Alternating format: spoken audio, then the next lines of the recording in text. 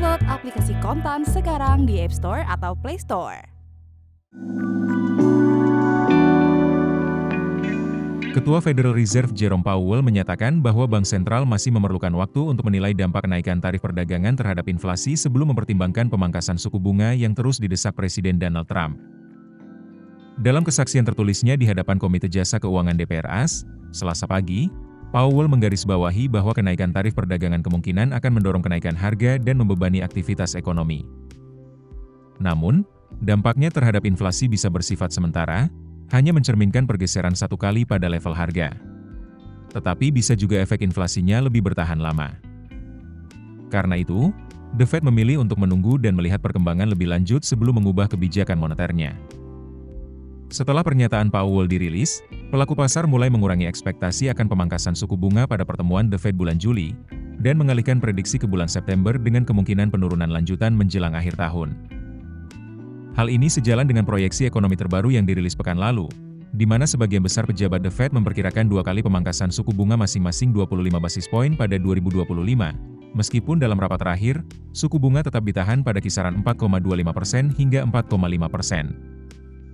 Dalam beberapa hari terakhir, 2 gubernur The Fed yang merupakan pilihan Trump, menyatakan bahwa suku bunga bisa mulai dipangkas pada Juli karena tarif perdagangan belum berdampak signifikan terhadap kenaikan inflasi.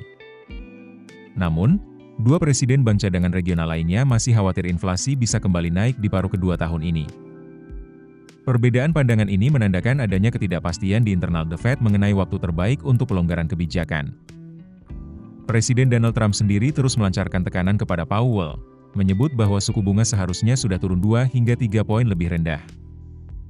Dalam unggahan di media sosial jelang sidang The Fed pekan lalu, Trump menyebut Powell sebagai orang keras kepala dan bodoh, sambil berharap Kongres bisa menekannya habis-habisan.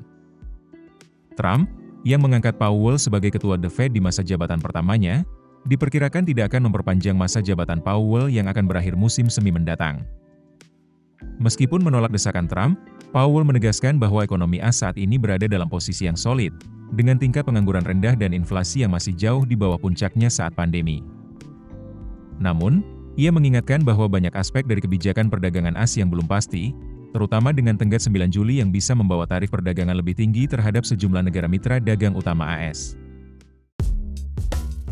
Keputusan bisnis terbaik datang dari data, bukan tebakan.